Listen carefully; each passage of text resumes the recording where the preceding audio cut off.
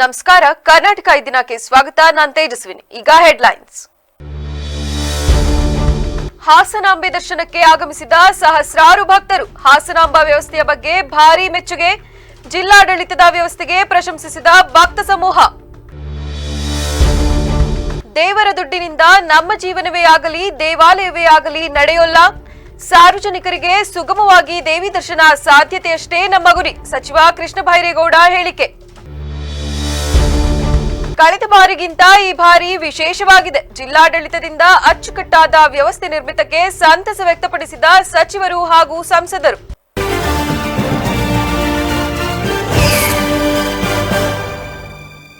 ವಾರ್ತೆಗಳ ವಿವರ.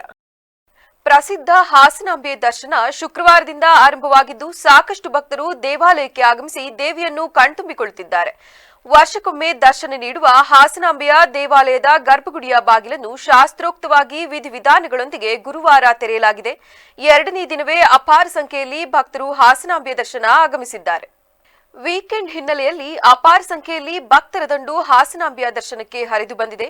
ಇಂದು ಹಾಸನಾಂಬೆ ದರ್ಶನದ ಎರಡನೇ ದಿನದ ಹಿನ್ನೆಲೆಯಲ್ಲಿ ದೊಡ್ಡ ಸಂಖ್ಯೆಯಲ್ಲಿಯೇ ಭಕ್ತರು ಆಗಮಿಸುತ್ತಿದ್ದಾರೆ. ಪ್ರತಿದಿನ ಮಧ್ಯಾಹ್ನ ಹಾಗೂ ರಾತ್ರಿ ನೈವೇದ್ಯದ ಕೆಲ ಗಂಟೆ ಹೊರತುಪಡಿಸಿ ಉಳಿದ ಅವಧಿಯಲ್ಲಿ ದೇವಿಯ ದರ್ಶನಕ್ಕೆ ಅವಕಾಶ ನೀಡಲಾಗಿರುತ್ತದೆ. ನಿನ್ನೆ ಒಂದೇ ದಿನ ಬೆಳಗ್ಗೆ 6 ಗಂಟೆಯಿಂದ ಸಂಜೆ 7 ಗಂಟೆಯವರೆಗೆ 70,000ಕ್ಕೂ ಅಧಿಕ ಭಕ್ತರು ಹಾಸನಾಂಬೆಯ ದರ್ಶನ ಪಡೆದಿದ್ದಾರೆ. ಇವತ್ತಿನಿಂದ ಅಕ್ಟೋಬರ್ 22ರವರೆಗೆ ದೇವಿಯನ್ನು ಎಲ್ಲರೂ ಕಣ್ತುಂಬಿಕೊಳ್ಳಬಹುದು. ಅಕ್ಟೋಬರ್ 22ರವರೆಗೆ ನಿತ್ಯ ಮಧ್ಯಾಹ್ನ ಹಾಗೂ ರಾತ್ರಿ ನೈವೇದ್ಯದ ಸಮಯ ಹೊರತುಪಡಿಸಿ ಉಳಿದೆಲ್ಲ ಅವಧಿಯಲ್ಲಿ ದರ್ಶನ ನಿರಂತರವಾಗಿರುತ್ತದೆ. ಈ ಹಿಂದೆ ಇದ್ದಂತಹ ವಿಐಪಿ, ವಿವಿಐಪಿ ಪಾಸ್ಗಳನ್ನು ರದ್ದು ಮಾಡಿದ ಹಿನ್ನೆಲೆಯಲ್ಲಿ ಸಾಮಾನ್ಯ ಭಕ್ತರ ದರ್ಶನಕ್ಕೆ ಹೆಚ್ಚಿನ ಆದ್ಯತೆ ನೀಡಲಾಗಿದೆ. ದೂರದ ಊರುಗಳಿಂದ ಬರುವವರು ಆರಾಮದಾಯಕವಾಗಿ ಸರತಿ ಸಾಲಿನಲ್ಲಿ ನಿಂತು ದರ್ಶನ ಪಡೆಯಬಹುದು. ಆದರೆ ಗೋಲ್ಡ್ ಕಾರ್ಡ್ ಹಾಗೂ ಗಣ್ಯರ ಖೋಟಾದಡಿ ಬರುವವರಿಗಾಗಿ ಸಮಯ ನಿಗದಿಯಾಗಿರುತ್ತದೆ. ಯಾರ್ಯಾರು ಗೋಲ್ಡ್ ಕಾರ್ಡ್ ಪಡೆದಿರುತ್ತಾರೆಯೋ ಅಂತಹವರು ಬೆಳಗ್ಗೆ 8 ಗಂಟೆಯಿಂದ 10 ಗಂಟೆಯವರೆಗೆ ದರ್ಶನದ ಅವಕಾಶ ಇರುತ್ತದೆ. ಬೆಳಗ್ಗೆ 10 ಗಂಟೆಯಿಂದ ಮಧ್ಯಾಹ್ನ 12:30ರವರೆಗೆ ಶಿಷ್ಟಾಚಾರದ ಗಣ್ಯರಿಗೆ ದರ್ಶನಕ್ಕೆ ಅವಕಾಶ ನೀಡಲಾಗಿದೆ. ಉಳಿದ ಸಂಪೂರ್ಣ ಅವಧಿಯಲ್ಲಿ ಸಾಮಾನ್ಯ ಭಕ್ತರು ದರ್ಶನ ಪಡೆಯಬಹುದು. 5:30 ಗಂಟೆಗೆ ನಿನ್ನೆ ಬೆಳಿಗ್ಗೆ ಓಪನ್ ಆಗಿ ಮಧ್ಯಾಹ್ನ 3 ಗಂಟೆ ಆಗುವಷ್ಟೊತ್ತಿಗೆ ಸುಮಾರು ಒಂದು 65,000ಕ್ಕೂ ಹೆಚ್ಚು ಜನ ನಿನ್ನೆ ದರ್ಶನ ಪಡ್ಕೊಂಡಿದ್ರು.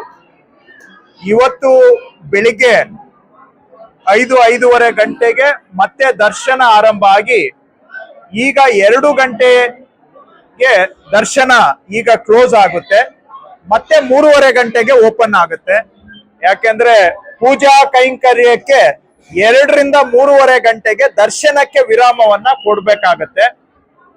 ಬೆಳಿಗ್ಗೆಯಿಂದ ಇವತ್ತು 5:30 ಗಂಟೆಗೆ ಓಪನ್ ಆಗಿ ಈಗ 2 ಗಂಟೆಯವರೆಗೆ ಅರ್ಧ ದಿನದ ದರ್ಶನ ಮುಗಿದಿದೆ. ಮತ್ತೆ ಮಧ್ಯಾಹ್ನ 3:30ಗೆ ಶುರುವಾಗಿ ಬೆಳಗಿನ ಜಾವ 2 ಗಂಟೆವರೆಗೆ ನಿರಂತರವಾಗಿ 2ನೇ ಭಾಗದ ದರ್ಶನ ನಡೆಯುತ್ತೆ. ಈಗ ಇವತ್ತಿನ ದರ್ಶನದಲ್ಲಿ ಅರ್ಧ ದರ್ಶನ ಮುಗಿದಿದೆ. ಬೆಳಿಗ್ಗೆ 5:30ಯಿಂದ ಮಧ್ಯಾಹ್ನ 2 ಗಂಟೆವರೆಗೆ ನಮ್ಮ ಅಂದಾಜಿನ ಪ್ರಕಾರ ಸುಮಾರು 91,000 ಜನ ಸಾರ್ವಜನಿಕರು ಇವತ್ತು ಅರ್ಧ ದಿನದ ದರ್ಶನದಲ್ಲಿ ದರ್ಶನವನ್ನ ಪಡೆದು ಹೋಗಿದ್ದಾರೆ. ಸುಮಾರು 91-92,000 ಭಕ್ತಾದಿಗಳು ಇಂದು ಬೆಳಿಗ್ಗೆ 5:30ಯಿಂದ ಮಧ್ಯಾಹ್ನ 2 ಗಂಟೆಯ ನಡುವೆ ದರ್ಶನ ಪಡೆದಿದ್ದಾರೆ. ಹಾಸನಾಂಬ ದೇವಿಯ ದರ್ಶನಕ್ಕಿಂದು ತುಂಬಾ ಸರಾಗವಾಗಿ ಲೈನ್ ಮುಂದೆ ಸಾಗುತ್ತಿದೆ. ಅಷ್ಟು ಸರಾಗವಾಗಿ ದರ್ಶನ ಕಾರ್ಯಕ್ರಮ ನಡೆಯುತ್ತಿರುವುದು ಬಹಳ ಸಂತೋಷವಾಗುತ್ತಿದೆ ಎಂದು ಕಂದಾಯ ಸಚಿವರು ಹಾಗೂ ಜಿಲ್ಲಾ ಉಸ್ತುವಾರಿ ಸಚಿವರಾದ ಕೃಷ್ಣ ಬೈರೇಗೌಡ ತಿಳಿಸಿದ್ದಾರೆ. ದೇವರ ಹಣದಲ್ಲಿ ನಮ್ಮ ಜೀವನ ಹಾಗೂ ದೇವಾಲಯ ನಡೆಯುವುದು ಬೇಕಿಲ್ಲ. ದೇವಾಲಯ ಸರ್ಕಾರಕ್ಕಲ್ಲ, ಅದು ಜನರಿಗೋಸ್ಕರ. ಹಣ ಆದಾಯ ಬಾರದಿದ್ರೂ ಪರವಾಗಿಲ್ಲ, ಜನರಿಗೆ ಒಳಿತಾದ್ರೆ ಸಾಕು. ಅಧಿಕಾರಿಗಳಿಗೆ ಮೈಯೆಲ್ಲ ಕಣ್ಣಾಗಿ ಕಿವಿಯಾಗಿ ಕೆಲಸ ಮಾಡಬೇಕು ಅಂತ ಸೂಚಿಸಿದ್ದೇನೆ. ಸಮಸ್ಯೆ ಆಗುವುದನ್ನ ಹುಡುಕಿ ಮೊದಲೇ ಬಗೆಹರಿಸಬೇಕು. ಇಲ್ಲಿಯ ತನಕ ಚೆನ್ನಾಗಿ ಆಗಿದೆ, ಮುಂದೆ ಸಮಸ್ಯೆ ಬರಲ್ಲ ಅಂತಲ್ಲ, ಅದಕ್ಕೆ ನಾವು ಪ್ರಯತ್ನ ಮಾಡ್ತಿದ್ದೇವೆಂದು ತಿಳಿಸಿದರು. ಇಲ್ಲ, ಈಗ ನೋಡಿ, ಈ ವರ್ಷ ಆದಾಯ ಕಡಿಮೆ ಆಗುತ್ತೆ. ಆದ್ರೆ ಭಕ್ತಾದಿಗಳು ಕೊಡುವ ಟಿಕೆಟ್ ದುಡ್ಡು ಮೇಲೆ ದೇವಸ್ಥಾನ ನಡೆಸುವಂತ ಅವಶ್ಯಕತೆ ದೇವಸ್ಥಾನಕ್ಕೂ ಇಲ್ಲ, ಸರ್ಕಾರಕ್ಕೂ ಇಲ್ಲ. ನಮಗೆ ಸಾರ್ವಜನಿಕರ ಸುಗಮ ಸುಲಲಿತ ದರ್ಶನ ಮುಖ್ಯ. ಆದಾಯ ಅಲ್ಲ. ಬರೋ ಆದಾಯ ಗೌರವದಿಂದ ಸ್ವೀಕಾರ ಮಾಡ್ತೇವೆ. ಆದ್ರೆ ಈ ಆದಾಯದ ಮೇಲೆ ನಾವು ಯಾರು ಕೂಡ ದೇವಸ್ಥಾನನೂ ನಡೆಸ್ಬೇಕಾಗಿಲ್ಲ, ನಮ್ ಜೀವನನೂ ನಡೆಸ್ಬೇಕಾಗಿಲ್ಲ, ಸರ್ಕಾರಕ್ಕೂ ಬೇಕಾಗಿಲ್ಲ. ಬಂದ್ರೆ ನಾವು ಖುಷಿಯಾಗಿ ತಗೋತೇವೆ, ಜನ ರೂಪಾಯಿ ಕೊಟ್ರು ಗೌರವದಿಂದ ತಗೋತೇವೆ. ಆದ್ರೆ ಆ ದುಡ್ಡು ಮೇಲೆ ನಮ್ಗೇನು ಡಿಪೆಂಡೆನ್ಸಿ ಇಲ್ಲ. ನಿಮ್ಗೆ ಲಾಡು ಖರ್ಚು ನಮ್ ಮೇಲೆ ಬಂದ್ರು ಪರವಾಗಿಲ್ಲ, ನಾವು ಕೈಯಿಂದ ಹಾಕೋತೀವಿ, ಇಲ್ಲ ಸರ್ಕಾರದಿಂದ ಕೊಡ್ತೀವಿ, ಏನ್ ತೊಂದ್ರೆ ಇಲ್ಲ. ಎಸ್, ಈಗ ಟಿಕೆಟ್ ಸೇಲ್ಸ್ ಕಮ್ಮಿ ಆಗಿದೆ, ಯಾಕಂದ್ರೆ ಫ್ರೀ ದರ್ಶನ ಫಾಸ್ಟ್ ಆಗಿ ಆಗ್ತಾ ಇದೆ. ಫ್ರೀ ದರ್ಶನ ಫಾಸ್ಟ್ ಆಗಿ ಆಗ್ತಾ ಇದೆ.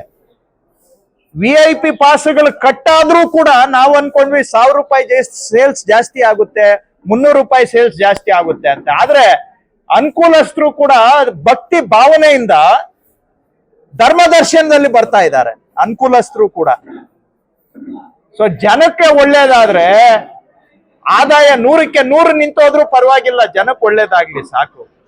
ಈ ಹಾಸನಕ್ಕೆ, ಜಿಲ್ಲೆಗೆ, ಹಾಸನ ನಗರಕ್ಕೆ ಒಳ್ಳೆ ಹೆಸರು ಬರ್ಲಿ ಸಾಕು. ಕಳೆದ ವರ್ಷದಲ್ಲಿ 5 ರಿಂದ 6 ಗಂಟೆಗೆ ಧರ್ಮದರ್ಶನ ಮಾಡಬೇಕಾದ ಪರಿಸ್ಥಿತಿ ಇತ್ತು. ಆದರೆ ಇಂದು 1 ರಿಂದ 1:30 ಗಂಟೆಗೆ ಸುಗಮವಾಗಿ ಸುಲಲಿತವಾಗಿ ದರ್ಶನ ಮಾಡಲು ಅವಕಾಶ ಕಲ್ಪಿಸಿಕೊಡಲಾಗಿದೆ ಎಂದರಲ್ಲದೆ, ನಾಡಿನ ವಿವಿಧ ಭಾಗಗಳಿಂದ ಕಲಾವಿದರನ್ನು ಕರೆಸಿ ಅವರಿಗೆ ಪ್ರೋತ್ಸಾಹ ನೀಡುವುದರ ಜೊತೆಗೆ ಭಕ್ತಾದಿಗಳಿಗೆ ಜಾನಪದ ಕಲೆ, ಸುಗಮ ಸಂಗೀತ, ಸಾಂಸ್ಕೃತಿಕ ಕಾರ್ಯಕ್ರಮಗಳನ್ನು ಹಾಸನಾಂಬ ಕಲಾಕ್ಷೇತ್ರ ಸೇರಿದಂತೆ ವಿವಿಧ ಭಾಗಗಳಲ್ಲಿ ಆಯೋಜಿಸಲಾಗಿದೆ. ಈ ಕಾರ್ಯಕ್ರಮಗಳಲ್ಲಿ ಎಲ್ಲರೂ ಭಾಗವಹಿಸುವಂತೆ ತಿಳಿಸಿದರು. ಹಗಲು ಸಮಯ ಭಕ್ತಿ ಗೀತೆಗಳು, ಭಜನೆ ಹಾಗೂ ಸುಗಮ ಸಂಗೀತವನ್ನ ಪ್ರಸ್ತುತಪಡಿಸ್ತಾ ಇದ್ದಾರೆ. ನಾಡಿನ ಮೂಲೆ ಮೂಲೆಯಿಂದ ಕಲಾವಿದರನ್ನ ಕರೆಸಿ ಬರುವಂತ ಭಕ್ತಾದಿಗಳಿಗೆ ಸಂಗೀತ, ಸಂಸ್ಕೃತಿ, ನೃತ್ಯ ಇದರ ನೋಡೋದಕ್ಕೆ ಅವಕಾಶವನ್ನ ಮಾಡೋದರ ಜೊತೆಗೆ ಕಲಾವಿದರಿಗೂ ಕೂಡ ಪ್ರೋತ್ಸಾಹ ಮತ್ತು ನಾಡಿನ ಮೂಲೆ ಮೂಲೆಯಿಂದ ಕಲಾವಿದರನ್ನ ನಮ್ಮ ಹಾಸನಕ್ಕೆ ಕರೆಸಿ ಅವರಿಗೆ ಇಲ್ಲೂ ಅವಕಾಶ ಕೊಟ್ಟು ಇಲ್ಲಿನ ಜನರಿಗೆ ಕಲಾವಿದರನ್ನ ಪರಿಚಯ ಮಾಡಿಕೊಡೋದು ಮತ್ತು ಕಲಾವಿದರಿಗೆ ಅವಕಾಶ ಕೊಡುವಂತ ಕಾರ್ಯಕ್ರಮ ಈ ವೇದಿಕೆ ಮುಖಾಂತರ ನಡೀತಾ ಇದೆ. ಹಾಸನದ ಸ್ಥಳೀಯರಿಗೆ ನಮ್ಮೂರಿನ ದೇವರ ದರ್ಶನ ಮಾಡಲು ನಮಗೆ ಅವಕಾಶವಿಲ್ಲ ಎನ್ನುವ ಆತಂಕವಿತ್ತು. ಆದರೆ ಇಂದು ಸ್ಥಳೀಯರು ಕೂಡ ಆರಾಮವಾಗಿ ದರ್ಶನ ಮಾಡಿಕೊಂಡು ಹೋಗುತ್ತಿದ್ದಾರೆ. ಗಣ್ಯರಿಗೂ ಸರಾಗವಾಗಿ ದರ್ಶನ ನಡೆಯುತ್ತಿದೆ ಎಂದರಲ್ಲದೆ, ಹೊಸ ಬದಲಾವಣೆ ತಂದಾಗ ಆತಂಕವಿತ್ತು. ಆದರೆ ಮೊದಲನೇ ದಿನ ಸರಾಗವಾಗಿ ದರ್ಶನ ಕಾರ್ಯಕ್ರಮ ನಡೆಯಿತು. 2ನೇ ದಿನ ಶನಿವಾರ 2 ಪಟ್ಟು ಜನ ಬರುತ್ತಾರೆಂಬ ಆತಂಕವಿತ್ತು. ಇಂದು 2 ಪಟ್ಟು ಜನ ಬಂದಿದ್ದರೂ ಕೂಡ ನಿನ್ನೆಗಿಂತ ವೇಗವಾಗಿ ದರ್ಶನವಾಗಿದೆ, ಯಾವುದೇ ಕೂಡ ವ್ಯತ್ಯಾಸವಾಗಿಲ್ಲ ಎಂದರು. ಡಬಲ್ ಜನ ಇವತ್ತು ಬಂದಿದ್ದಾರೆ. ನಿನ್ನೆ ಇಷ್ಟೊತ್ತಿಗೆ 60-65 ಸಾವಿರ ಜನ ಬಂದಿದ್ರು, ಇವತ್ತು 91,000 ಜನ ಬಂದಿದ್ದಾರೆ ಇದೇ ಟೈಮ್ ಅಲ್ಲಿ. ಅಷ್ಟು ಜನ ಬಂದ್ರು ಕೂಡ ಇವತ್ತು ನಿನ್ನೆಗಿಂತ ಫಾಸ್ಟ್ ಆಗಿ ದರ್ಶನ ಆಗಿದೆ, ಮತ್ತೆ ಯಾವುದೂ ಕೂಡ ವ್ಯತ್ಯಾಸಗಳು ಇಲ್ಲ.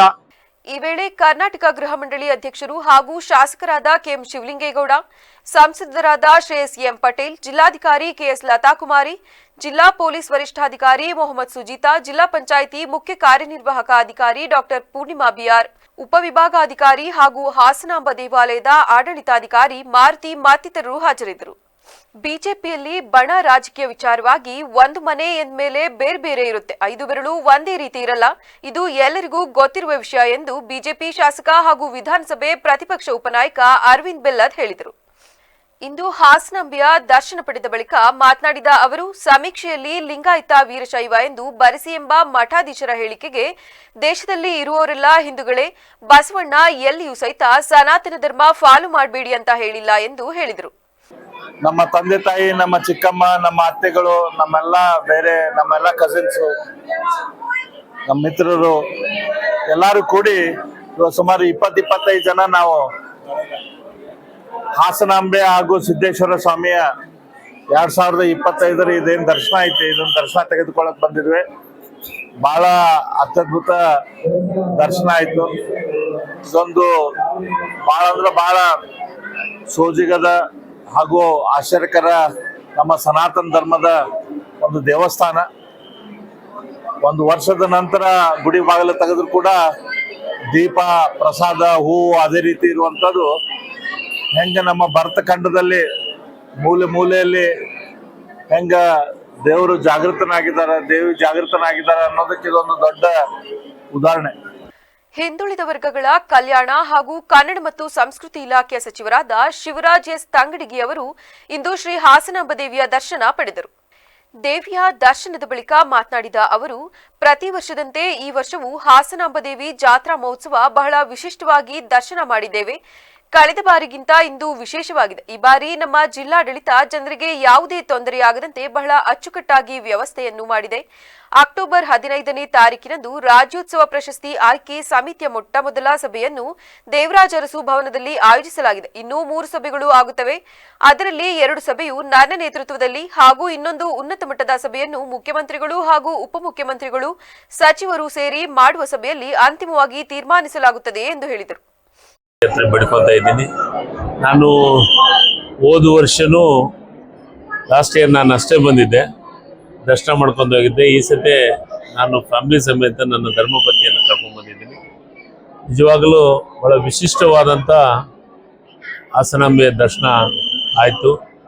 ಪ್ರತಿ ವರ್ಷದಂತೆ ಈ ವರ್ಷವೂ ಬಹಳ ಅದ್ಭುತವಾದಂಥ ದರ್ಶನವನ್ನು ಮಾಡಿದ್ವಿ. ಆ ತಾಯಿ ಆಶೀರ್ವಾದ ಮಾಡಲಿ ಅಂತ ಬೇಡ್ಕೊಂಡಿದ್ವಿ, ಹೊರಟಿದ್ವಿ.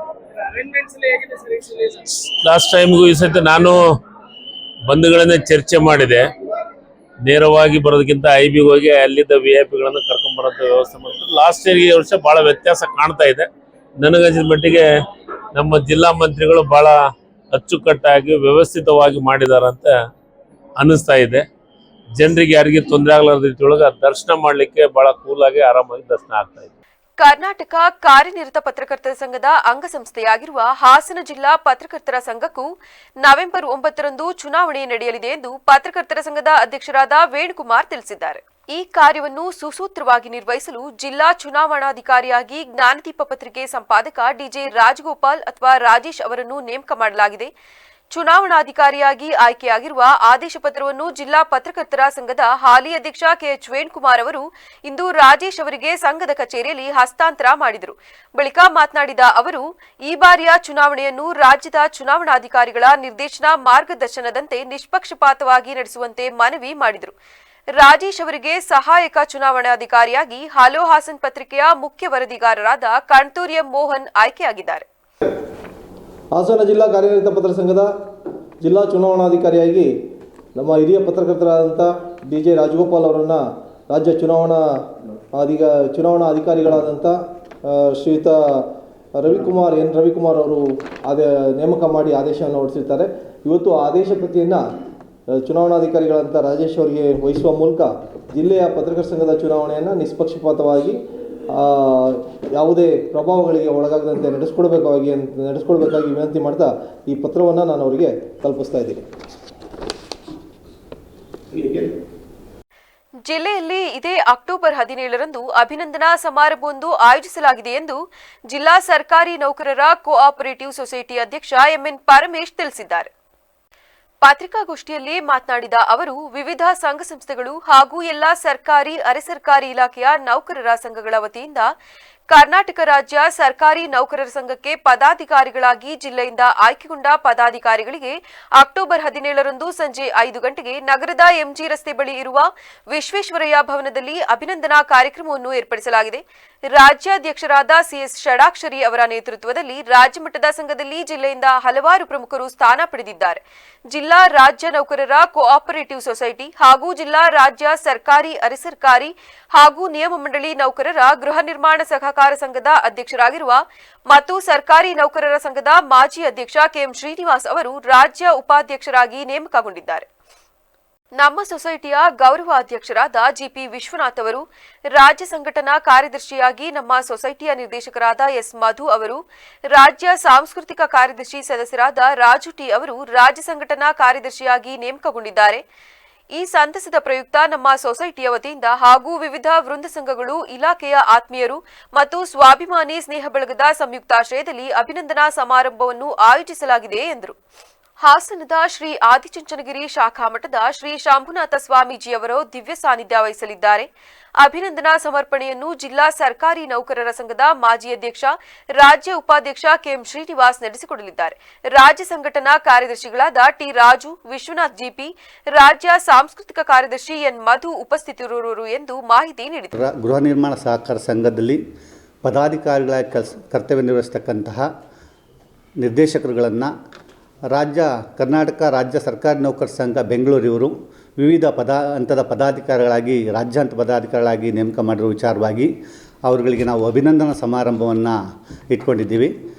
ಶ್ರೀಯುತ KM ಶ್ರೀನಿವಾಸ್ ಅವರು ನಮ್ಮ ಸೊಸೈಟಿಯ ಸಂಸ್ಥಾಪಕ ಅಧ್ಯಕ್ಷರು ಹಾಗೂ ಮಾಜಿ ಕರ್ನಾಟಕ ರಾಜ್ಯ ಸರ್ಕಾರಿ ನೌಕರರ ಸಂಘದ ಒಂದು ಅಧ್ಯಕ್ಷರಾಗಿರ್ತಕ್ಕಂಥವರು. ಪ್ರಧಾನ ಕಾರ್ಯದರ್ಶಿಗಳಾಗಿ ಮಾಜಿ ಕ್ರೀಡಾ ಕಾರ್ಯದರ್ಶಿಗಳಾಗಿ ಕೆಲಸ ಮಾಡಿದ್ದಾರೆ. ನಮ್ಮ ಒಂದು ಸೊಸೈಟಿಯ ಮೂಲಕವಾಗಿ ಸಾಕಷ್ಟು ಅವರ ಮಾರ್ಗದರ್ಶನದಲ್ಲಿ ನೌಕರರ ಪರವಾಗಿರ್ತಕ್ಕಂಥ ಸಾಕಷ್ಟು ಕೆಲಸಗಳನ್ನು ನಾವು ಮಾಡಿದ್ದೇವೆ. ಆ ಒಂದು ಸೇವೆ ಮತ್ತು ಸಂಘಟನೆಯನ್ನು ಪರಿಗಣಿಸಿ ಕರ್ನಾಟಕ ರಾಜ್ಯ ಸರ್ಕಾರಿ ನೌಕರರ ಸಂಘವು ಅವರನ್ನು ರಾಜ್ಯ ಉಪಾಧ್ಯಕ್ಷನಾಗಿ ನೇಮಕ ಮಾಡಿರ್ತಕ್ಕಂಥ ನಮಗೆಲ್ಲ ಸಂತೋಷ ತಂದಿದೆ. ಹಾಗೆ ನಮ್ಮ ಒಂದು ಸೊಸೈಟಿಯಲ್ಲಿ ಗೌರವ ಅಧ್ಯಕ್ಷರಾಗಿರ್ತಕ್ಕಂತಹ GP ವಿಶ್ವನಾಥರವರನ್ನು ರಾಜ್ಯ ಸಂಘವು ಈಗಾಗಲೇ ರಾಜ್ಯ ಸಂಘಟನಾ ಕಾರ್ಯದರ್ಶಿಯಾಗಿ ನೇಮಕ ಮಾಡಿರ್ತಕ್ಕಂಥದ್ದು. ಹಾಗೆ ನಮ್ಮ ಒಂದು ಸೊಸೈಟಿಯಲ್ಲಿ ನಿರ್ದೇಶಕರಾಗಿರುವಂತಹ ಶ್ರೀಯುತ S ಮುದೂರವರನ್ನು ಒಂದು ರಾಜ್ಯ ಮಟ್ಟಕ್ಕೆ ಪತ್ರಿಕಾಗೋಷ್ಠಿಯಲ್ಲಿ ಜಿಲ್ಲಾ ಸರ್ಕಾರಿ ನೌಕರರ ಕೋಆಪರೇಟಿವ್ ಸೊಸೈಟಿ ಗೌರವಾಧ್ಯಕ್ಷ BN ರಾಜಶೇಖರಪ್ಪ, ನಿರ್ದೇಶಕ N ಪಾಲಾಕ್ಷ, ಉಪಾಧ್ಯಕ್ಷ BR ಧರ್ಮ, ಗೌರವ ಕಾರ್ಯದರ್ಶಿ ಸತೀಶ್, ಉಪಾಧ್ಯಕ್ಷ ಗೋಪಾಲ್ ಕೃಷ್ಣ ಮೊದಲಾದವರು ಹಾಜರಿದ್ದರು. ಜಿಲ್ಲೆಯಲ್ಲಿ ಖಾಸಗಿ ಶಿಕ್ಷಣ ಸಂಸ್ಥೆಗಳು ಸಮಾಜಮುಖಿಯಾದ ಕೆಲಸಗಳನ್ನು ನಿರ್ವಹಿಸುತ್ತಿವೆ ಎಂದು ಶಾಸಕ ಸ್ವರೂಪ್ ಪ್ರಕಾಶ್ ತಿಳಿಸಿದ್ದಾರೆ. ಜಿಲ್ಲಾ ಅನುದಾನರಹಿತ ಖಾಸಗಿ ಶಾಲೆಗಳ ಆಡಳಿತ ಮಂಡಳಿಗಳ ಒಕ್ಕೂಟದ ವತಿಯಿಂದ ಆದಿಚುಂಚನಗಿರಿ ಸಮುದಾಯ ಭವನದಲ್ಲಿ ಆಯೋಜಿಸಲಾಗಿದ್ದ ಶಿಕ್ಷಕರ ದಿನಾಚರಣೆಯಲ್ಲಿ ಪಾಲ್ಗೊಂಡು ಮಾತನಾಡಿದ ಅವರು, ಖಾಸಗಿ ಶಾಲೆಗಳ ಶಿಕ್ಷಕರ ಸಮಸ್ಯೆಗಳನ್ನು ಗಮನದಲ್ಲಿರಿಸಿಕೊಂಡು ಉತ್ತಮ ಪರಿಹಾರ ಸೂಚಿಸುವಲ್ಲಿ ತೊಡಗುತ್ತೇವೆಂದು ಹೇಳಿದರು.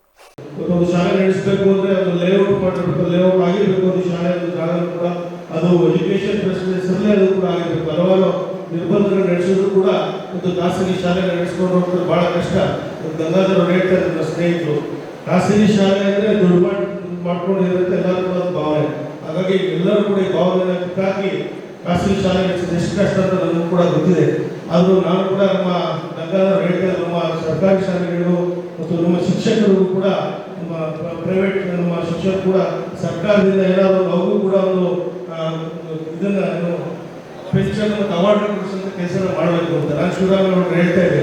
ಅತಿ ಹೆಚ್ಚು ಪ್ರೈವೇಟ್ ಶಾಲೆ ಇರೋದು ರಾಜಕಾರಣಿಗಳಿದ್ದಾರೆ ನಮ್ಮ ರಾಜ್ಯದಲ್ಲಿ. ಮಾತ್ರ ಗುರುತಿಸೋದ್ರಲ್ಲಿ ನಮ್ಮದು ಒಂದು ಅಡಲಿತ್ತು, ಇಲ್ಲ ಹೇಗಾದ್ರೂ ಮಾಡಿ ಖಾಸಗಿ ಶಾಲೆ ಟೀಚರ್ಸ್ಗಳಿಗೂ ಕೂಡ ಈ ಒಂದು ಅತ್ಯುತ್ತಮ ಶಿಕ್ಷಕ ಪ್ರಶಸ್ತಿ ಬರಲೇಬೇಕು ಅಂತ ಹೇಳಿ ನಮ್ಮ ಎಲ್ಲರ ಪ್ರಯತ್ನದಿಂದ ಕಳೆದ 4 ವರ್ಷದಿಂದ ಜಿಲ್ಲಾಡಳಿತ ನಮಗೆ ಸಹಕರಿಸಿ ಪ್ರತಿ ತಾಲೂಕಿಂದ ಒಂದೊಂದು ಅತ್ಯುತ್ತಮವಾದ ಶಿಕ್ಷಕ ಪ್ರಶಸ್ತಿ. ಮತ್ತೊಂದು ಮೌಲ್ಯ ನಮ್ಮ ರಾಷ್ಟ್ರವನ್ನು ಕಟ್ಟತ್ತೆ ಅನ್ನೋದೊಂದು ನೆನಪಿರಬೇಕು. ಆ ಕಾರ್ಯದಲ್ಲಿ ಸೇರ್ಕೊಂಡವರು ನಾವೆಲ್ಲರೂ, ನನಗಂತೂ ತುಂಬ ಅಭಿಮಾನ ಇದ್ರ ಬಗ್ಗೆ. ನಾನು ಯಾವಾಗಲೂ ಹೇಳೋದು, ಭಗವಂತನಲ್ಲಿ ಒಂದೇ ಪ್ರಾರ್ಥನೆ, ನಾನು ಇನ್ನೊಂದು ಜನ್ಮ ಆಗ್ತಿದ್ದರೆ ನಾನು ಮೇಷ್ಟ್ರಾಗಿ ಕೊಡಬೇಕು ಅಂತ ಹೇಳ್ಕೊಡೋದು. ಈ ವೃತ್ತಿ ಕೊಟ್ಟಂಥ ತೃಪ್ತಿ ನೀನು ಎಲ್ಲಿ ಕೊಡೋಕ್ಕೆ ಸಾಧ್ಯ ಇಲ್ಲ. Will you beyond your profession. ನಾವು ಯಾವತ್ತು ವೃತ್ತಿಯಲ್ಲಿ ಕೆಲಸ ಮಾಡ್ತೇವೆ. ಒಬ್ಬ ಒಳ್ಳೆ ಮೇಷ್ಟ್ರು ರಿಟೈರ್ ಆಗೋಕ್ಕೆ ಸಾಧ್ಯವೇ ಇಲ್ಲ, ಎಂದೂ ರಿಟೈರ್ ಆಗಲ್ಲ ಒಳ್ಳೆ ಮೇಷ್ಟ್ರು. ಇದೇ ವೇಳೆ ಟೈಮ್ ಸ್ಕೂಲ್ ಮುಖ್ಯಸ್ಥ ಗಂಗಾಧರ್ ಹಾಗೂ ಖ್ಯಾತ ಶಿಕ್ಷಣ ತಜ್ಞರಾದ ಡಾಕ್ಟರ್ ಗುರುರಾಜ್ ಕರಜಗಿ ಮಾತನಾಡಿದರು. ಕಾರ್ಯಕ್ರಮದಲ್ಲಿ ಜಿಲ್ಲಾ ಉಪನಿರ್ದೇಶಕರಾದ KN Balaram, doctor HS Anil Kumar ಇನ್ನಿತರರು ಹಾಜರಿದ್ದರು. ಸಕಲೇಶಪುರ ತಾಲೂಕಿನ ಕ್ಯಾಮನಹಳ್ಳಿ ಗ್ರಾಮ ಪಂಚಾಯಿತಿ ವ್ಯಾಪ್ತಿಯ ಹಾದಿಗೆ ಮತ್ತು ಹಾನಬಾಳು ಗ್ರಾಮಗಳನ್ನು ಸಂಪರ್ಕಿಸುವ ಹೊಸ ರಸ್ತೆಯ ನಿರ್ಮಾಣ ಕಾಮಗಾರಿಗೆ ಇಂದು ವಿದ್ಯುಕ್ತವಾಗಿ ಭೂಮಿ ಪೂಜೆ ನೆರವೇರಿತು. ಸುಮಾರು 80 ಲಕ್ಷ ವೆಚ್ಚದ ಈ ಮಹತ್ವಾಕಾಂಕ್ಷಿ ಯೋಜನೆಯು ಗ್ರಾಮಾಂತರ ಪ್ರದೇಶದ ಸಾರಿಗೆ, ಶಿಕ್ಷಣ ಮತ್ತು ಆರೋಗ್ಯ ಸೌಲಭ್ಯಗಳನ್ನು ಸುಧಾರಿಸುವ ಮೂಲಕ ಸ್ಥಳೀಯರ ಜನಜೀವನ ಮಟ್ಟವನ್ನು ಉನ್ನತಿಗೊಳಿಸಲಿದೆ. ಕಾರ್ಯಕ್ರಮದಲ್ಲಿ ಮಾತನಾಡಿದ ಗ್ರಾಮ ಪಂಚಾಯಿತಿ ಸದಸ್ಯ ಆಕಾಶ್, ಈ ರಸ್ತೆಯ ನಿರ್ಮಾಣವು ಹಾದಿಗೆ ಮತ್ತು ಹಾನಬಾಳು ಗ್ರಾಮಸ್ಥರ ಬಹುಕಾಲದ ಕನಸಾಗಿತ್ತು. ಈ ರಸ್ತೆಯಿಂದ ಗ್ರಾಮಗಳ ನಡುವಿನ ಸಂಪರ್ಕ ಸುಗಮವಾಗುವುದರ ಜೊತೆಗೆ ಸಮೀಪದ ಪಟ್ಟಣಗಳಿಗೆ ಪ್ರಯಾಣ, ವ್ಯಾಪಾರ ಮತ್ತು ಇತರ ಸೇವೆಗಳಿಗೆ ಪ್ರವೇಶ ಸುಲಭವಾಗಲಿದೆ ಎಂದು ಹೇಳಿದರು. ಮುಂದುವರಿದ ಅವರು, ಶಾಸಕರು ಗ್ರಾಮೀಣಾಭಿವೃದ್ಧಿಗೆ ತಮ್ಮನ್ನು ತಾವು ಸಮರ್ಪಿಸಿಕೊಂಡಿದ್ದಾರೆ. ಜನರ ಅಗತ್ಯಗಳಿಗೆ ಸ್ಪಂದಿಸಿ ಯೋಜನೆಗಳನ್ನು ರೂಪಿಸುವ ಮೂಲಕ ಸಕಲೇಶಪುರ ತಾಲೂಕಿಗೆ ಹೊಸ ಚೈತನ್ಯ ತಂದಿದ್ದಾರೆಂದು ಶಾಸಕರ ಕಾರ್ಯವೈಖರಿಯನ್ನು ಶ್ಲಾಘಿಸಿದರು. ಈ ಸಂದರ್ಭದಲ್ಲಿ ಹಾನಬಾಳು ಬಿಜೆಪಿ ಮಹಾಶಕ್ತಿ ಕೇಂದ್ರದ ಅಧ್ಯಕ್ಷ ಆಶೀರ್ವಾದ್, ಕ್ಯಾಮನಹಳ್ಳಿ ಶಕ್ತಿ ಕೇಂದ್ರದ ಪ್ರಮುಖರು ಹಾಗೂ ಗ್ರಾಮ ಪಂಚಾಯಿತಿ ಸದಸ್ಯ ಆಕಾಶ್, ಜಿಲ್ಲಾ ಬಿಜೆಪಿ ಮುಖಂಡ ರಾಜ್ಕುಮಾರ್, ಹಾದಿಗೆ ಗ್ರಾಮ ಪಂಚಾಯಿತಿ ಸದಸ್ಯ ಪ್ರೇಮ್, ಗ್ರಾಮ ಪಂಚಾಯಿತಿ ಸದಸ್ಯ ಮಣಿಕಂಠ, ಹಾದಿಗೆ ಮಾಜಿ ಸದಸ್ಯರಾದ ಮಿಲನ್, ಲೋಕೇಶ್, ಕೃಷ್ಣ, ಬಿಜೆಪಿ ಮುಖಂಡ ಅಗ್ನಿ ಸೋಮಶೇಖರ್ ಸೇರಿದಂತೆ ಗ್ರಾಮಸ್ಥರು ದೊಡ್ಡ ಸಂಖ್ಯೆಯಲ್ಲಿ ಭಾಗವಹಿಸಿದರು. ಪಟ್ಟಣದ ವಿದ್ಯಾನಗರಕ್ಕೆ ಹೊಂದಿಕೊಂಡಂತಿರುವ ಗ್ರಾಮದೇವತೆ ಒಳಗೇರಮ್ಮಗೆ ಒಳಪಡುವ ಬಯಲು ಪ್ರದೇಶವಿದ್ದು, ಪ್ರದೇಶದಲ್ಲಿ ಕಾಡಿನಿಂದ ನಾಡಿಗೆ ಕಾಡುಕೋಣವೊಂದು ಆಗಮಿಸಿದ್ದು ಸಾರ್ವಜನಿಕರ ಆತಂಕಕ್ಕೆ ಎಡೆಮಾಡಿಕೊಟ್ಟಿದೆ. ಮುಂಜಾನೆ ಸಾರ್ವಜನಿಕರು ದೈನಂದಿನ ಕೆಲಸದ ನಿಮಿತ್ತ ಹೊರಬಂದರೆ ಸಾರ್ವಜನಿಕರ ಮೇಲೆ ಈ ಕಾಡುಕೋಣವು ದಾಳಿ ಮಾಡಿದೆ. ಗಣೇಶ ನಗರದ ಮಹಿಳೆಯೊಬ್ಬರು ಎಂದಿನಂತೆ ಮನೆಯ ಮುಂಭಾಗದಲ್ಲಿ ಕೆಲಸ ನಿರ್ವಹಿಸುತ್ತಿದ್ದ ಸಂದರ್ಭದಲ್ಲಿ ಮಹಿಳೆಯ ಮೇಲೆ ದಾಳಿ ನಡೆದಿದೆ. ಮಹಿಳೆಯ ಬಲಗೈ ಮುರಿದು ಹೋಗಿ ಸರ್ಕಾರಿ ಆಸ್ಪತ್ರೆಯಲ್ಲಿ ಚಿಕಿತ್ಸೆಯನ್ನು ಸಹ ನೀಡಲಾಗುತ್ತಿದೆ. ಅರಣ್ಯ ಇಲಾಖೆಯವರು ಸ್ಥಳಕ್ಕೆ ಆಗಮಿಸಿ ಕಾಡುಕೋಣವನ್ನು ಸೆರೆ ಹಿಡಿಯಲು ಪ್ರಯತ್ನ ನಡೆಸುತ್ತಿದ್ದಾರೆ. ಇದರ ಹಿನ್ನೆಲೆ ಕೆಲ ದುಷ್ಕರ್ಮಿಗಳು ಕಾಡನ್ನು ನಾಶ ಮಾಡುತ್ತಿರುವ ಸಲುವಾಗಿ ಕಾಡು ಪ್ರಾಣಿಗಳು ನಾಡಿನತ್ತ ಆಹಾರಕ್ಕಾಗಿ ಅರಸಿ ಪಟ್ಟಣ ಪ್ರದೇಶಗಳಿಗೆ ವಲಸೆ ಬರುತ್ತಿರುವುದು ಕಂಡುಬಂದಿದೆ. ವಿಶ್ವದ ಶಾಂತಿ ಮತ್ತು ಸಮೃದ್ಧಿಗಾಗಿ ಸಮರಸ ಹಾಗೂ ಸಂಘಟಿತ ಹಿಂದೂ ಸಮಾಜ ನಿರ್ಮಾಣದ ಗುರಿಯೊಂದಿಗೆ ಸಂಘದ ಶತಾಬ್ದಿ ಸಂಕಲ್ಪದ ಅಂಗವಾಗಿ ಹಮ್ಮಿಕೊಳ್ಳಲಾಗಿದ್ದ ಪಥಸಂಚಲನೆ ಪಟ್ಟಣದ ಸಕಲೇಶ್ವರ ಸ್ವಾಮಿ ದೇವಸ್ಥಾನದಿಂದ ಒಂದು ತಂಡ ಆರಂಭಿಸಿದರೆ ಮತ್ತೊಂದು ತಂಡ ಲಯನ್ಸ್ ಕ್ಲಬ್ನಿಂದ ಪಥಸಂಚಲನೆಯನ್ನು ಆರಂಭಿಸಿದೆ. ಎರಡೂ ತಂಡಗಳು ಏಕಕಾಲದಲ್ಲಿ ಹಳೆ ಬಸ್ ನಿಲ್ದಾಣದ ಸಮೀಪ ವಿಲೀನಗೊಂಡು ಮುಖ್ಯ ರಸ್ತೆಯಲ್ಲಿ ಪಥಸಂಚಲನೆ ನಡೆಸಿ ಶ್ರೀನಿವಾಸ ಕಲ್ಯಾಣ ಮಂಟಪದವರೆಗೆ ಮುಂದುವರೆಸಿದರು. ಕಲ್ಯಾಣ ಮಂಟಪದ ಆವರಣದಲ್ಲಿ ಸ್ವಯಂ ಸೇವಕರಿಗೆ ಕುಟುಂಬ ಪರಿಸರ ಹಾಗೂ ತಮ್ಮ ಸಂಸ್ಕೃತಿಯನ್ನು ಉಳಿಸಿ ಬೆಳೆಸುವ ಕುರಿತು ಮಾರ್ಗದರ್ಶನ ನೀಡಲಾಯಿತು. ಅಕ್ಟೋಬರ್ 12ರಂದು ತಾಲೂಕಿನಲ್ಲಿ ನಡೆಯಲಿರುವ ಬೃಹತ್ ಪಥಸಂಚಲನದ ಹಿನ್ನೆಲೆಯಲ್ಲಿ ಭಟ್ಕಳ ನಗರದಲ್ಲಿ ಪೊಲೀಸರು ಭದ್ರತಾ ಕ್ರಮವಾಗಿ ರೂಟ್ ಮಾರ್ಚ್ ನಡೆಸಿದರು. ಜಿಲ್ಲಾ ಪೊಲೀಸ್ ಅಧೀಕ್ಷಕ ದೀಪನ್ ಎಂಎನ್ ಅವರ ಮಾರ್ಗದರ್ಶನದಲ್ಲಿ ಹಳೆಯ ಬಸ್ ನಿಲ್ದಾಣ, ಮಾರಿಕಟ್ಟೆ, ಹನುಮಾನ್ ದೇವಸ್ಥಾನ, ಹೋಮ್ ಮಾರ್ಕೆಟ್ ಮುಂತಾದ ಪ್ರಮುಖ ಬೀದಿ ಮತ್ತು ರಸ್ತೆಗಳಲ್ಲಿ ಗಲ್ಲಿಗಳಲ್ಲಿ ಕಾನೂನು ಸುವ್ಯವಸ್ಥೆ ಕಾಪಾಡುವ ಉದ್ದೇಶದಿಂದ ರೂಟ್ ಮಾರ್ಚ್ ಜರುಗಿತು. ಈ ವೇಳೆ DySP Mahesh KM, DR DySP Raghavendra Naik, ನಗರ ಮತ್ತು ಗ್ರಾಮೀಣ ಠಾಣೆಗಳ ಸಿಪಿಐಗಳು ದಿವಾಕರ ಪಿಎಂ, ಮಂಜುನಾಥ ಲಿಂಗಾರೆಡ್ಡಿ, ಪಿಎಸ್ಐ ನವೀನ್ ನಾಯ್ಕ, ತಿಮ್ಮಪ್ಪ ಮೊಗೆ, ರನ್ಗೌಡ ಮತ್ತು ಅನೇಕ ಪೊಲೀಸ್ ಅಧಿಕಾರಿಗಳು ಹಾಜರಿದ್ದರು. ಹಾಗಲವಾಡಿ ಕೆರೆಗೆ ಹೇಮಾವತಿ ನೀರನ್ನು ಹರಿಸಲು ಭೂಸ್ವಾಧೀನ ಪ್ರಕ್ರಿಯೆ ಪೂರ್ಣಗೊಂಡಿದ್ದು, ಶೀಘ್ರದಲ್ಲಿಯೇ ಹಾಗಲವಾಡಿ ಕೆರೆಗೆ ಹೇಮೆಯನ್ನು ಹರಿಸಲಾಗುವುದು ಎಂದು ಶಾಸಕ ಶ್ರೀನಿವಾಸ್ ತಿಳಿಸಿದರು.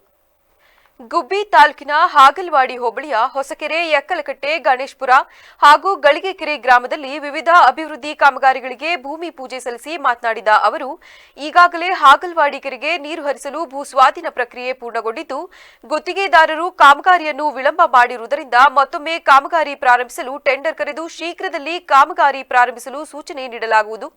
ಕೆರೆಗೆ ಹೇಮಾವತಿ ನೀರನ್ನು ಹರಿಸಿ ಈ ಭಾಗದ ರೈತರಿಗೆ ಅನುಕೂಲ ಮಾಡಿಕೊಡಲಾಗುವುದು. ಹಾಗಲವಾಡಿ ಕೆರೆಗೆ ಹೇಮಾವತಿ ನೀರು ಹರಿಸುವುದರಿಂದ ಈ ಭಾಗದ ರೈತರ ಜನಜೀವನ ಮಟ್ಟ ಹಾಗೂ ಆರ್ಥಿಕ ಮಟ್ಟ ಸುಧಾರಿಸುತ್ತದೆ. ಈ ವರ್ಷದಲ್ಲಿ ಹಾಗಲವಾಡಿ ಕೆರೆಗೆ ಹೇಮೆಯು ಹರಿಯಲಿದೆ. ಈ ಭಾಗದ ಬಹುದಿನದ ಕನಸು ನನಸಾಗಲಿದೆ. ಇದರಿಂದ ರೈತಾಪಿ ವರ್ಗಕ್ಕೆ ಅನುಕೂಲವಾಗುತ್ತದೆ ಎಂದು ತಿಳಿಸಿದರು. ಹಾಗಲವಾಡಿ ಹೋಬಳಿಗೆ ಹೆಚ್ಚು ಅನುದಾನ ಹಾಕಿದ್ದು, ಬಹುತೇಕ ಎಲ್ಲ ರಸ್ತೆಗಳು ಕೂಡ ಪೂರ್ಣಗೊಂಡಿದ್ದು, ಸಣ್ಣಪುಟ್ಟ ರಸ್ತೆಗಳನ್ನು ಕೂಡ ಶೀಘ್ರದಲ್ಲಿ ಮಾಡಲಾಗುತ್ತದೆ. ಈ ಭಾಗದಲ್ಲಿ ಸೇತುವೆಗಳು, ರಸ್ತೆಗಳು ಕೂಡ, ತೋಟದ ಮನೆಗಳ ರಸ್ತೆಗಳು ಕೂಡ ಮಾಡುತ್ತಿದ್ದು, ರೈತರು ಸಹಕಾರ ನೀಡಬೇಕೆಂದು ತಿಳಿಸಿದರು.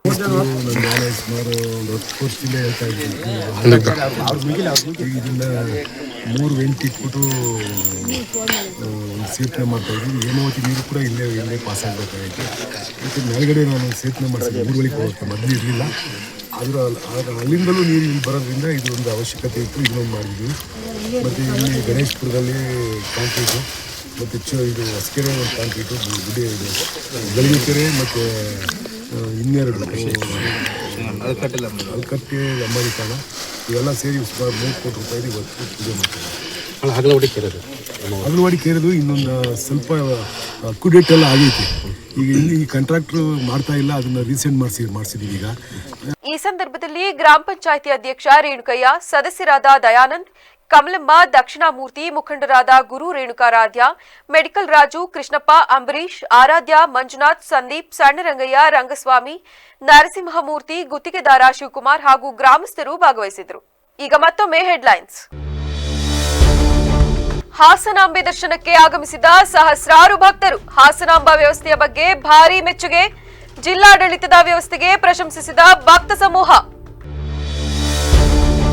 ದೇವರ ದುಡ್ಡಿನಿಂದ ನಮ್ಮ ಜೀವನವೇ ಆಗಲಿ, ದೇವಾಲಯವೇ ಆಗಲಿ ನಡೆಯೋಲ್ಲ.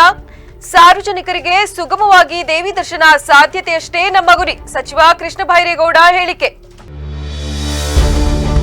ಕಳೆದ ಬಾರಿಗಿಂತ ಈ ಬಾರಿ ವಿಶೇಷವಾಗಿದೆ. ಜಿಲ್ಲಾಡಳಿತದಿಂದ ಅಚ್ಚುಕಟ್ಟಾದ ವ್ಯವಸ್ಥೆ ನಿರ್ಮಿತಕ್ಕೆ ಸಂತಸ ವ್ಯಕ್ತಪಡಿಸಿದ ಸಚಿವರು ಹಾಗೂ ಸಂಸದರು. ಕ್ಷಣ ಕ್ಷಣದ ಸುದ್ದಿಗಾಗಿ ನೋಡ್ತಾ ಇರಿ ವಿವಿಸಿ ಟಿವಿ. ಸತ್ಯದ ಕಡೆ ನಮ್ಮ ನಡೆ.